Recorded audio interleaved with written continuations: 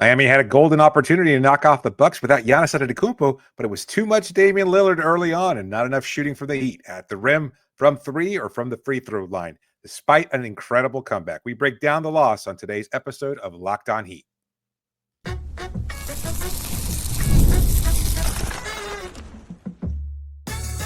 You are Locked On Heat, your daily Miami Heat podcast, part of the Locked On Podcast Network, your team every day.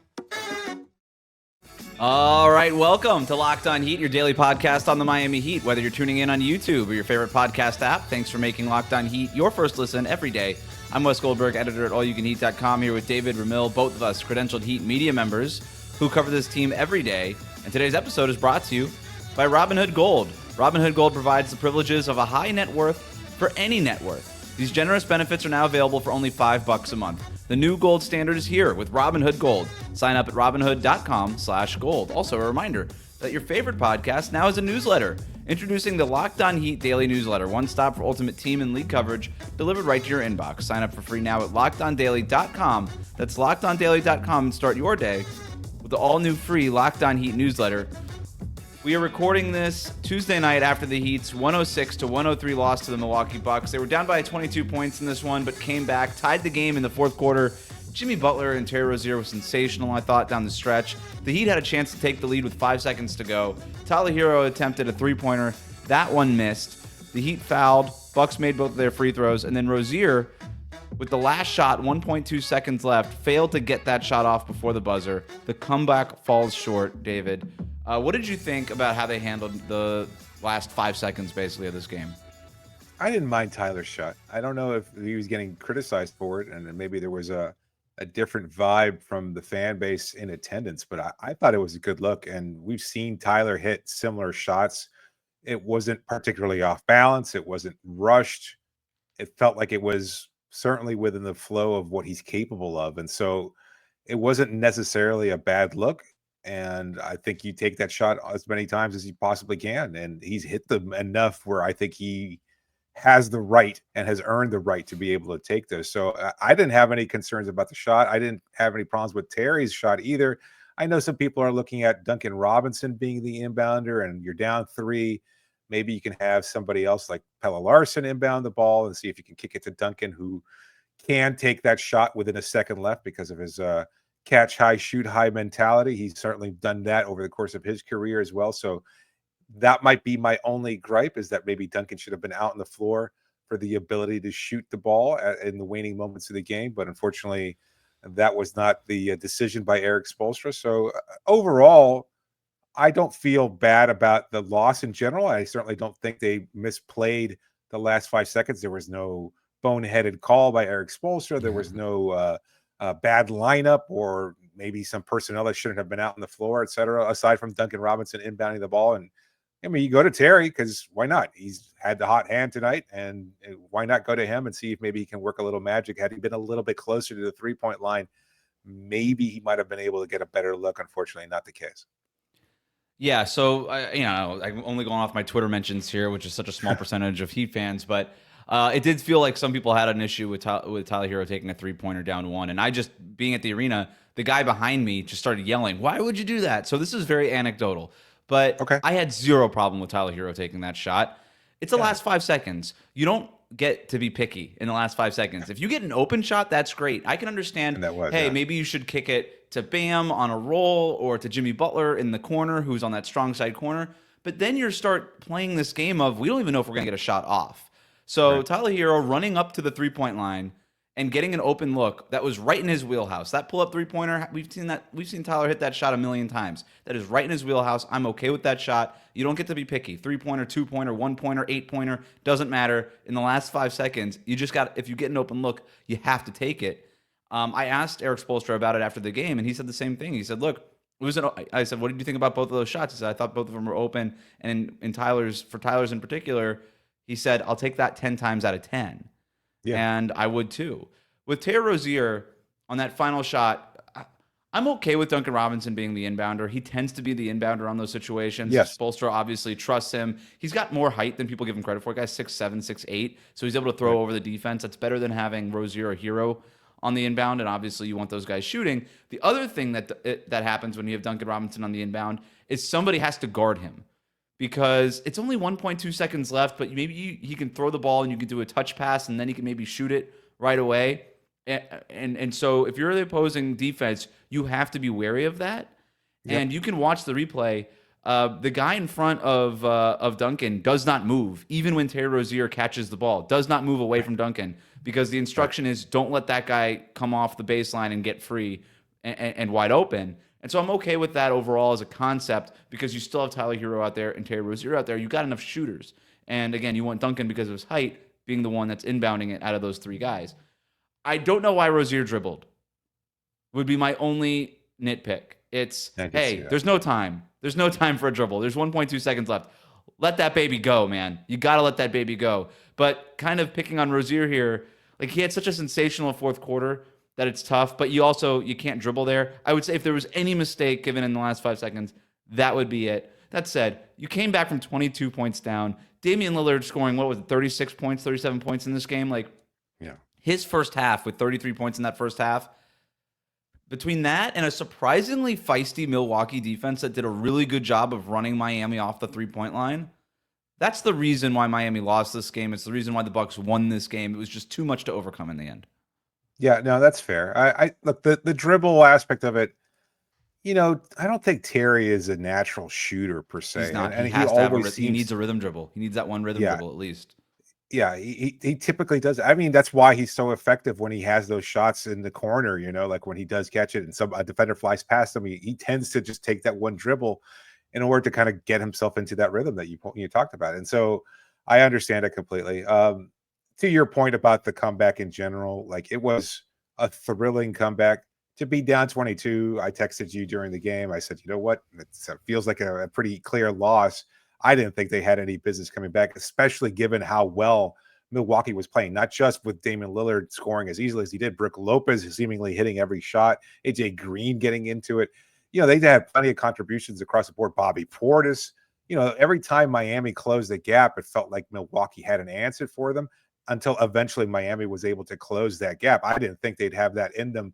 So I think they showed tremendous grit and determination. It showed that I still think that this team is improving. Yeah, you could point to the fact that Giannis wasn't in that lineup, but guess what? Then Dame doesn't have that night. I don't think he has that big a night if they have to keep feeding Giannis. And I wonder how the defense would have played a little bit differently with Bam on Giannis and being able to cover him as effectively as he has in the past. So I was waiting for that take. It's like clockwork. It's like, hey, star player out of the other team. It just changes the way they play. It's actually sort of an advantage for the other team. Yeah, I mean, I think it's fair. I think it's fair. Hey, I'm not dismissing it, but it's a good thing to point out, and I can always trust you to point it out. No, like, what was cool about this comeback, if we're kind of try to spin this thing a little positive here, is everybody was involved in it, and multiple lineups were involved in it. So it wasn't just it wasn't like one 5-man lineup, although it started with 1-5. That's how things start. It was one 5-man lineup. And then, they kind of kept it going at the beginning of the fourth quarter, eventually tying the game. But they go on what was, I think I had it as, 18-5 run to end the third quarter.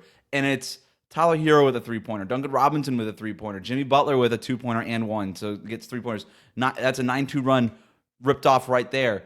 And then, Khalil Ware comes in. He hits Duncan Robinson with a water polo pass.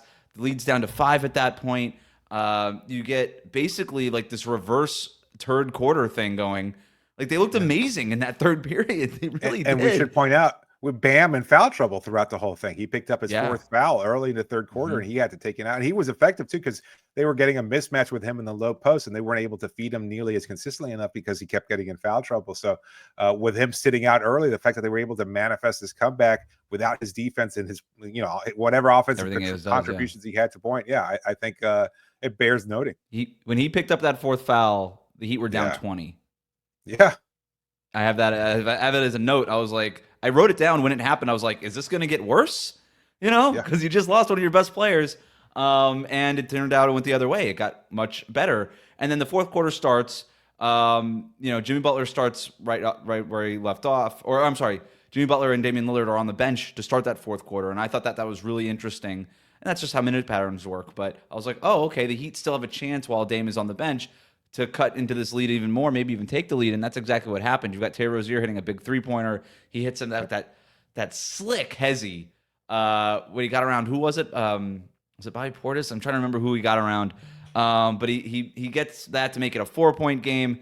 I'm sorry, a 2-point game with 5.5 minutes to go. Bam gets this huge offensive rebound to make it a 2-point game.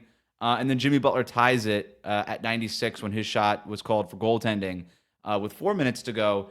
And then you've got basically Jimmy Butler and Damian Lillard in the game for the last portion of the game. And this thing goes back and forth, and Milwaukee pulls away. So it's just really hard. I don't know. Should the Heat just start? Should the NBA just say, okay, when the Heat are playing, just start the game with 5 minutes to go. We'll coin flip to determine which team is up 2 points, because it feels like every Heat game ends up exactly where we're at. They could be down 60 points in the first quarter, and they would somehow find a way to make it a clutch game. It feels like. So I don't know. Take that for whatever it's worth. So, look, we've made the point of trying to separate this season from past ones. And it's kind of even more difficult given, again, that Miami, as you pointed out just now, they keep having this number of clutch games. They did that last season or the season before. It just feels like this has been who this group is.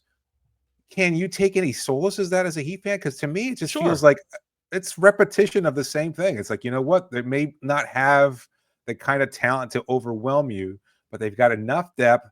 They've got enough grit and tenacity. They never give up. And at some point, that usually pays off, usually being in the postseason. I don't know. I mean, maybe, I'm trying to be optimistic about this because it was a thrilling comeback. But I think there's something to be said about the fact that they didn't just roll over despite the foul trouble, despite the fact that Tyler didn't have his best game offensively, with Terry coming off the bench. There were a lot of factors. And I think we've kind of settled into a starting lineup also that works really well for the Heat. Well, there's a couple of things there that I want to get into. We do have to take a break here. We're going to get into that. We're also going to talk about whether Damian Lillard took this game a little extra personally. All of that and more coming up here on Locked On Heat.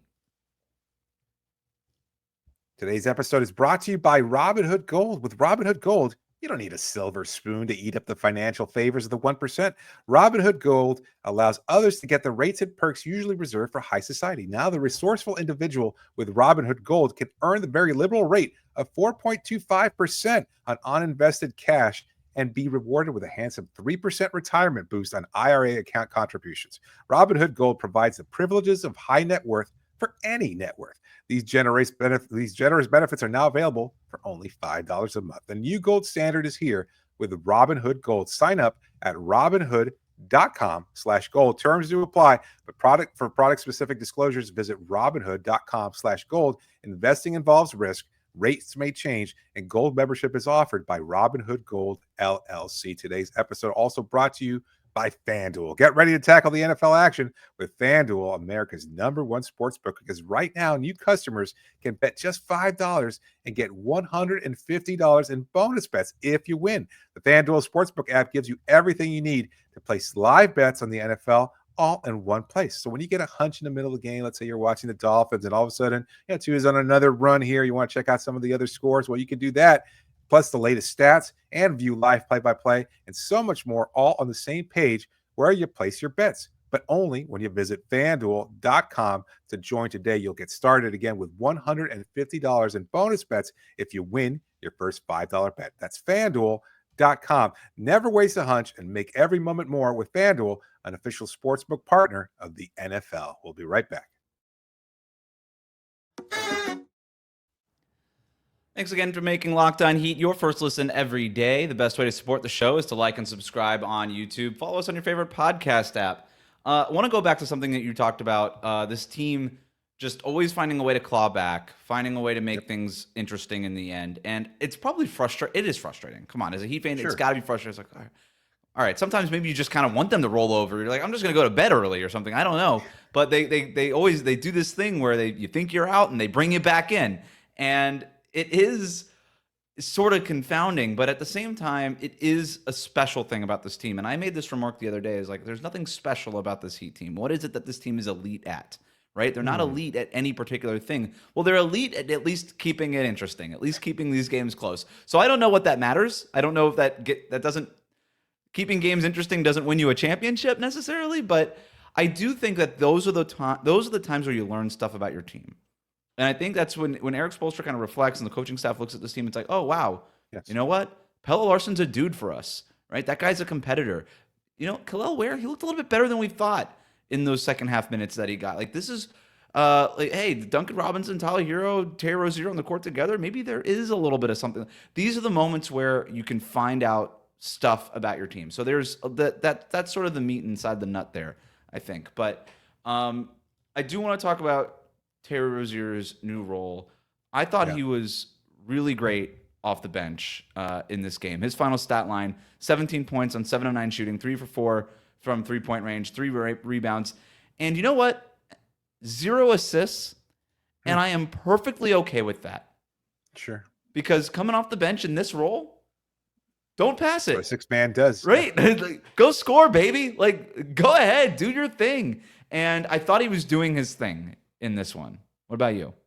No, I agree. They were talking on the broadcast about how Rozier was a little passive to start the game. So I don't know if you noticed that in person as well, but I think that was the case. I don't know if it was just him kind of trying not to shoot himself out of the rotation or not cost the team, especially when you're down by as much as the team was And he hasn't early come off on. the bench like in a really long time. It's probably weird for him. Like, basketball players are like, they've got a rhythm, they've got sort of a pattern, their bodies kind of they're used to stuff, and maybe his muscle memory was a little off. That could have been part of it. But eventually, though, he hit a tough layup, I think, over Brook Lopez, and then you could kind of see the juice go back, and he was just like, all right, no, you know what? This is me. I'm taking shots. This is who I am. And so sure enough, that's exactly what it was. And he got some really nice looks. And look, maybe those don't fall on another night, and we'd be pillaring, him completely for an inefficient game. But overall, though, like the fact that he was able to come back after missing a couple games due to injury and that he was as effective as he was, I like it. Like, this is probably his ideal role, is spark plug off the bench, because that starting lineup just did not work. It wasn't flowing well between him and Tyler, although there are concerns about Tyler now that I don't think existed 2 weeks ago. But moreover, I think with Terry coming off the bench, it does provide somebody who can just, say, F it, I'm just going to shoot the ball. I'm going to see if that shot is falling. And if so, I'm going to keep taking them, and that's exactly what you need. Look, everybody was kind of praising Alec Burks because he was having a couple of good games off the bench in Miami wins. But if those are Miami losses, people would be like, why is Alec Burks playing like in the second half? Well, guess what? It's a pretty similar role. You come off the bench, you're supposed to put those shots up and let it fly. And Terry and Burks certainly did that tonight. I think it's a good spot for him. Eric Spoelstra was non-committal about whether or not he would keep it permanently, but obviously he will be. I mean, we've gotten three different starting lineups already this season. Terry Rozier coming off the bench is a pretty big adjustment for everybody involved, and so I don't think he should stick to it. But for now, it's working. And I think even despite this loss, it's still working, right? I think we saw enough signs in this one. Jimmy Butler, just want to point out this stat: 3 straight games with 10+ free throws, with double-digit free throw attempts. That's awesome. Yeah. That's exactly what you want from Jimmy Butler. I thought he was in attack mode early on in this one. And obviously what he did in the fourth quarter was great. But I just love the pace that he was playing with, the physicality that he was playing with. And when you're forcing free throws, when you're getting to the line, that was a big reason why, I say the Heat were in this game even early. Like, it's a big reason why they weren't down 30 was because of Jimmy Butler's free throws in this game. Like, it could have been way worse because Milwaukee was doing such a good job running them off the line. Miami had 29 3-point attempts in this game. I don't know the last time they had this few 3-point attempts, which is, I had to look it up. I'm like, is this a thing Milwaukee does? Like, are they just sort of uniquely good at limiting opponent three? Nope. They're the 3rd worst team in the league at allowing 3-point attempts. This just had to be, this was in particular a very good night for Milwaukee's defense, which leads us to this next thing here. Damian Lillard. Oof. Was this a revenge game of sorts? Now, I know what the definition of a revenge game is. You have to have actually played for the team, and they should have gotten rid of you, right? Dante DiVincenzo playing the Knicks, that's a revenge game earlier in the season. Damian Lillard playing the Heat, he's never worn a Heat jersey. But boy, did he want to, David. And he did not make that not obvious, to use a double negative there. I don't know. Was that like sort of, hey, middle fingers to Pat Riley? You should have traded for me, even though we all know that it was not all in Pat Riley's control. I don't know if these middle fingers should be reserved for one Joe Cronin instead, but it kind of had the feel of a revenge game, did it not? It did. It felt like there was a personal aspect to it, but maybe that's just our perspective. To be honest with you, I really think this is just a superstar stepping up in the absence of another superstar. So ultimately that's what it is, but it makes for fun conversation. Like I texted you That's that, fair. it was just Yeah. like, Lillard saying to Riley, you should have thrown in Tyler Hero. Why didn't you include Nico Jovic, etc.? Like, get that deal done. I'd be doing Tobias this for Harris over you. me. Same Yeah. energy. Yeah. So had Riley pushed all the chips in, etc., maybe they would have been able to seal that deal. But you know what? It's It it's was all rough water under the watching it. bridge now. Yeah. I mean, It he did give was you a little sense so of what could have good. been. Yeah. Yeah. But I mean, he's had look for every night like tonight, he's had just as many rough shooting nights, and so it's just this is salt in the wound because it comes from Lillard specifically.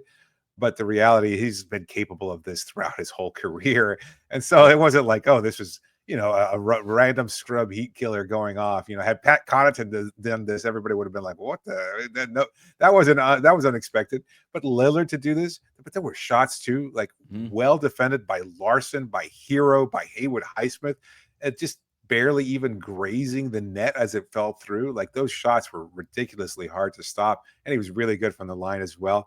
But to Miami's credit, they found some way of pressuring him in the second half, sending the double quickly, kind of pushing him off his spots, maybe being a little bit more physical with him and not allowing him to get those open looks that he had in the first half. Although they were well challenged and he was just shooting them really well. He just got into a rhythm early on, and credit to the Heat defense for tightening up in the second half and allowing that comeback to take place. Specifically, Terry Rozier. Haywood Highsmith had his minutes basically cut in the second half. Terry Rozier ended up getting the Damian Lillard assignment. I thought he did a really good job, honestly, with that. Quietly, Damian Lillard, not to withdraw my praises here, he has sort of become a one-half player at this stage in his career. Yeah. Which, first or again, second. at this stage in his career, maybe that's pretty great. But this guy does have a tendency now, and this has been the case for a couple of years, to just go off for 30 points in one half and then not do it in the second half. And you could argue, obviously, him going off the first half was was the main reason why Milwaukee built up such a big lead. But then when it got tight in the end, it was if you're a Bucks fan, you're like, where did this guy go? What happened to him? I'm sure that's maybe what Locked On Bucks would have been talking about had they ended up losing this game. So just, I thought that was kind of interesting.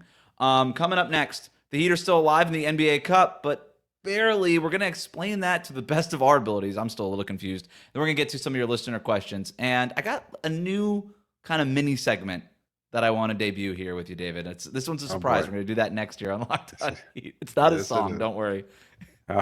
Cookies. Today's episode brought to you by Bilt. If you're a renter, well, I'd start taking advantage of Bilt if I were you. Because here's the thing. We earn points on groceries, travel, practically everything else we buy. But why shouldn't we also be earning points on rent, one of our biggest monthly expenses? Bilt has changed the game by letting renters earn high-value points on rent and around their neighborhood. There's no cost to you to join Bilt. And as a member, you'll earn valuable points on rent and on your everyday spending. Bilt points can be transferred to your favorite hotels or your favorite airlines, and even the ones you haven't even heard of. There are over 500 airlines and 700,000 hotels and properties around the world where you can redeem your Bilt points towards. Points can also be redeemed towards a future rent payment and unique experiences that only Bilt members can access. So if you're not earning points on rent, my question is, well, why not? Start earning points on rent you've already been paying by going to joinbilt.com/LockedOnNBA. That's JOINBILT, joinbilt.com/LockedOnNBA. Make sure to use our URL so they know we sent you. That's joinbilt.com/LockedOnNBA to start earning points on your rent payments today. We'll be right back. Thanks again for making Locked On Heat your first listen every day. Make sure you hit that subscribe button on YouTube, like the videos on YouTube. Let us know in the comments section what you thought about Miami's failed comeback. Also, make sure you follow us on your favorite podcast app. Before we get to the NBA Cup standings update and a couple of listener questions here, got a new little mini segment that I want to debut here for you, David. It's called the Boots on the Ground Dispatch. And full disclaimer, I'm kind of stealing the hashtag Boots on the Ground from our friend Tobin here, and I love it because he's like, boots on the ground. This is what I learned. I think it's a great segment. We're essentially just stealing it here. What I saw, some observations from Kaseya Center tonight.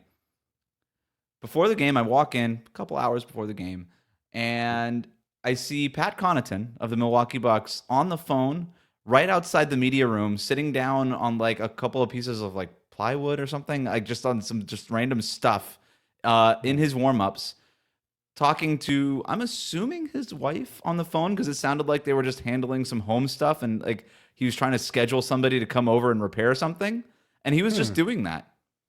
And I found that interesting. You don't really see guys like loitering, like players loitering in that area. You know exactly the area I'm talking about. It's between the media room and the media dining room area. And I just find Pat Connaughton very human for a basketball player. And because I saw that happen. I 100% could picture it. Connaughton also has a pretty lucrative builder. I think he's a builder of I don't know exactly what it is that he's invested his time and money in, but he's heavily invested in several properties and stuff like that. So it might not have been a spouse, it might have been a business partner saying, hey, get that new kitchen installed, etc. Who knows what it could have been exactly. One of the new Connaughton homes being unveiled somewhere in the greater Milwaukee area. One of our tenants wants a new water heater right before the winter. In freezing Milwaukee. Charge him twice for it, yeah. What kind of turnaround are we talking about here? I got things to do. Little Ebenezer Scrooge. Now we're totally turning the narrative from he's very human to perhaps he's the most cruel bastard on the planet. I love it. So I found that interesting. That's the end of that mini segment. NBA Cup standings update before we get to these listener questions. We're going to try to. How was the court in person? The bright yellow. Also bright. Very bright, right? So better than last year. Sure. So we're improving. I thought that red looked awful. I thought it looked worse on television last year, that bright red with the NBA Cup. Yes. It wasn't easy on the eyes in person. It was even harder on the eyes, I thought, on television. But from what I understand, the yellow was okay on television. And it was okay in person. I still just prefer wood. I don't know why we have to do this. I think if you have a giant NBA Cup trophy in the middle of it, we'll get the point. I don't know why everything has to look like a Nickelodeon game show, but here we are. That's what we're doing here. NBA Cup standings update. Miami, in case you forgot, which obviously you did, they are in East Group B, along with the Milwaukee Bucks, the Pistons, the Raptors, and the Pacers. The Raptors have officially been eliminated, but for some reason the Pacers haven't, even though both of those teams are 0-2, and the Pacers have a minus 25-point differential, which is worse than Toronto. You try explaining that, because I can't. Miami is 1-2, but they still have positive point differential at plus 10. And Milwaukee is leading the group at 3-0 with a differential of plus 29. The differential, the reason why we're mentioning it is because that serves as a tiebreaker. So it looks like Milwaukee's going to run away with this group, even though the Pistons are 2-0. So I'm also not going to assume the Pistons are going to win a bunch of games. They've won half their games in group play, which I guess if you're going to prioritize, I suppose that's the way to do it. But assuming Milwaukee goes ahead and wins the group and then advances to the knockout round, Miami could still get in on a wild card. There's going to be 2 wild cards, I believe, out of the Eastern Conference group. So they could get in as a wild card into the knockout round. So they actually have a better point differential than Detroit. So as long as they finish 2-2 and Detroit loses 2 games, Miami can, hypothetically at least, finish second in their group. And then you end up sort of in a battle between other teams that are not eliminated in their groups, but haven't won their groups either. So that's where we are. We could get into all the tiebreakers and the scenarios, but that's pointless. And I don't think anybody really cares about the NBA Cup in that way. But the Heat essentially are still alive, but they're alive. And here's the story here, not to bury the lead. They're alive in part because they came back in this game and maintained their positive point differential. That's a good point. I mean, it's interesting here that they're still mathematically alive. But I mean, look, Jimmy Butler made the comments over the summer. He's got more than enough cash and talking about his future contract. You know, we can't get Pelle Larsson that bonus. We can't get Keyshawn Johnson or Josh Christopher a little extra money there. Drew Smith certainly needs it. Come on, let's work a little harder so we can get those guys at the end of the bench a little extra bonus there. I hear you. We got a listener question. This comes from Malachi, who writes this in based on our Locked On Heat Insider community. If you want to join, you could do that via subtext, via the link in the show notes. You're going to get first dibs at all of our questions when we get to our listener questions for our post-game shows, guaranteeing that we're going to answer these questions. Malachi writes in, is it time to look for a trade to help give this team a boost? This team seems like they aren't good enough to beat good teams. ... This is not us bringing up trades. This is a listener who paid good money to have this question answered. So we're going to answer it. Is it time to look for a trade? Does this team need a boost right now, David?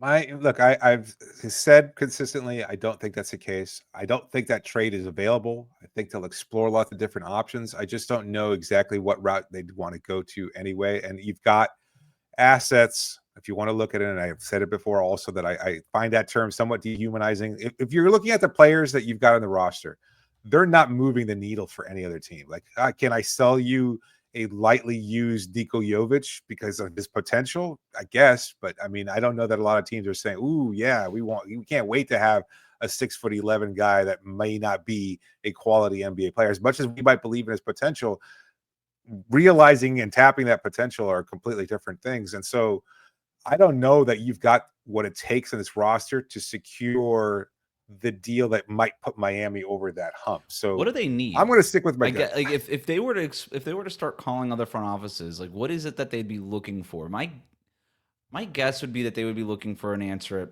power forward, another forward to play between Jimmy and Bam, as they kind of cycle through now 3 different ones between Jovic, Kevin Love, and now Haywood Highsmith. I will not let Pat Riley front office live it down that they did not acquire Rui Hachimura a couple seasons ago. Like, I don't know what that would have been like had he joined Miami instead of the Los Angeles Lakers. I mean, he's been somewhat up and down with the Lakers, so you can't really point to him as being that much of a difference maker. But at the same time, who's somebody else? Was it Jaden McDaniels too when the Minnesota Timberwolves acquired him? I think there was a similar deal there. Like, Miami just needs somebody at the 4, like a legitimately sized 4 that can bring the ball up, that can attack the rim, that space can shoot the floor, the perimeter. Do something. Somebody guy with size who can compete defensively, provide some mismatch help or some matchup help rather for Bam. Somebody like PJ Tucker who was able to kind of handle those centers, and if they could find somebody like that and obviously could space the floor specifically from the corners, but from anywhere, that would be huge. And I don't know. I know they kind of kicked the tires on Harrison Barnes. I'm not sure he's that guy, even though he's been kind of good for San Antonio Keyshawn for Johnson. summer. I don't know about that. I'm not sure he's ready. I'm ready for that. I think so. Okay. I think he's ready. Like, why not? Like, he's getting the minutes at Sioux Falls. Like, he's had really good games there. It's like, can it be any worse than what you're not getting out of Haywood Highsmith or Nico? I just want a guy or a little bit bigger than Keyshawn. Keyshawn's what, 6'6", 6'7"? Yeah, I think I would love 6'7", but he plays much bigger too. He's got fair. the long That's wingspan, and he certainly has the athleticism that neither Highsmith nor Hawkes nor Jovic have. So I think, like, if you're going to look for options to play alongside there, like, maybe he gets roasted defensively, and I'll eat my words happily. But you got to try something. You got to get something out of the position, because you can't just keep platooning players and hope for the best, especially if you're going to continue to use. I mean, if you're gonna go smaller, maybe it's just Jaime. Maybe you just get him in. Like, we talked about Rohan about it. I think it was a great point. I was thinking about it tonight. It's like, put Jaime in there. I know he struggled off the bench, but if he's there with the starters, like, you can't put your good defenders on Jaime because they got to guard Jimmy and Bam and Tyler. They've been going with Pelle Larsson instead. Pelle Larsson to close the game. I mean, that's not a coincidence. All right, that'll do it for us tonight. Thanks for making Locked On Heat your first listen every day. Like, comment, and subscribe on YouTube. Follow us on your favorite podcast app.